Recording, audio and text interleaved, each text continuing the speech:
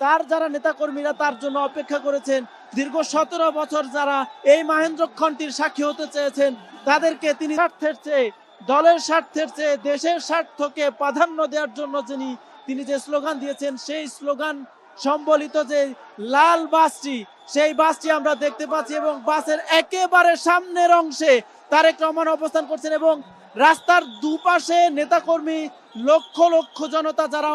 অপেক্ষা করছিলেন দীর্ঘক্ষণ ধরে, তাদেরকে আসলে তিনি কিছুক্ষণ এ পাশে কিছুক্ষণ আরেক পাশে হাত নেড়ে নেড়ে অভিবাদন জানাচ্ছেন, সালাম জানাচ্ছেন। তার যেই খুশি, তিনি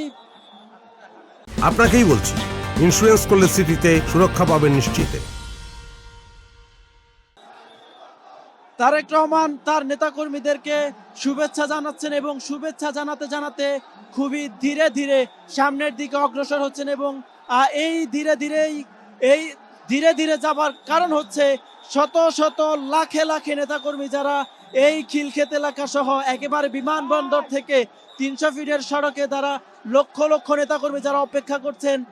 তাদেরকে তিনি অভিবাদন জানাচ্ছেন, তাদেরকে সালাম জানাচ্ছেন, তাদেরকে শুভেচ্ছা জানাচ্ছেন এবং নেতাকর্মীদের যে শুভেচ্ছা সেটি তিনি গ্রহণ করছেন এবং আমরা খুবই কাছ থেকে দেখতে পাচ্ছি তারেক রহমান হাত নেড়ে নেড়ে ইশারা করে করে তার যারা নেতাকর্মীরা তার জন্য অপেক্ষা করেছেন, দীর্ঘ 17 বছর যারা এই মাহেন্দ্রক্ষণটির সাক্ষী হতে চেয়েছেন, তাদেরকে তিনি আপনাকেই বলছি, ইন্স্যুরেন্স করলে সিটিতে সুরক্ষা পাবেন নিশ্চিতে। দুপাশ থেকে দুহাত দেখিয়ে দেখিয়ে অভিবাদন জানাচ্ছেন এবং আবেগ ঘন মুহূর্তের সৃষ্টি হচ্ছে। যে মুহূর্তে তারেক রহমান নেতাকর্মীদের পাশ দিয়ে যাচ্ছেন, তারেক রহমান নেতাকর্মীদেরকে অতিক্রম করার সময় সেখানে আবেগ ঘন অবস্থার সৃষ্টি হচ্ছে। যারা গত 17 বছর ধরে অপেক্ষা করেছেন তারেক রহমানকে বাংলাদেশের মাটিতে দেখবেন এক নজরে, তাদের সেই অপেক্ষার অবসান হয়েছে এবং আজকেই নেতাকর্মীরা, লাখ লাখ নেতাকর্মী সহ সাধারণ মানুষ যারা রাজধানীতে ভোর থেকে গতকাল রাত থেকে অপেক্ষা করছিলেন, তারা আজকেই তাদের যেই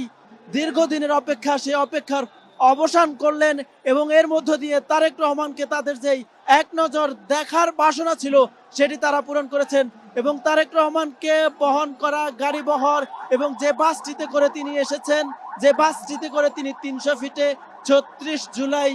এক্সপ্রেসওয়েতে যেখানে তাকে আজকে সংবর্ধনা দেবে লাখ লাখ মানুষ, সেদিকে অগ্রসর হচ্ছেন এবং তার যে গাড়ি বহর, সেই গাড়ি বহরের পূর্ণ নিরাপত্তা নিশ্চিত করার জন্য সেনাবাহিনীর অসংখ্য বাস, সেনাবাহিনীর গাড়ি এবং অন্যান্য যে গাড়ি রয়েছে, অন্যান্য আইন শৃঙ্খলা রক্ষাকারী বাহিনীর সদস্য যারা রয়েছেন, তারা তাদের নিরাপত্তা নিশ্চিত করার চেষ্টা করছেন এবং তারেক রহমানকে নিয়ে যারা বিমানবন্দর থেকে অপেক্ষা করছিলেন, সেই সাধারণ মানুষ, দলের নেতাকর্মী যারা তারেক রহমানকে দেখার জন্য, এক নজর দেখার জন্য এখানে এসেছিলেন, তারা তার যেই গাড়ি বহর, তারেক রহমানকে বহন করা যে গাড়ি লাল বাসটি, সেই বাসের পেছনে করে তারাও 300 ফিট 36 জুলাই এক্সপ্রেসওয়ের দিকে এগোচ্ছে এবং লক্ষ লক্ষ জনতার ঢল নেমেছে। মানুষ তারেক রহমানকে কাছে পেয়ে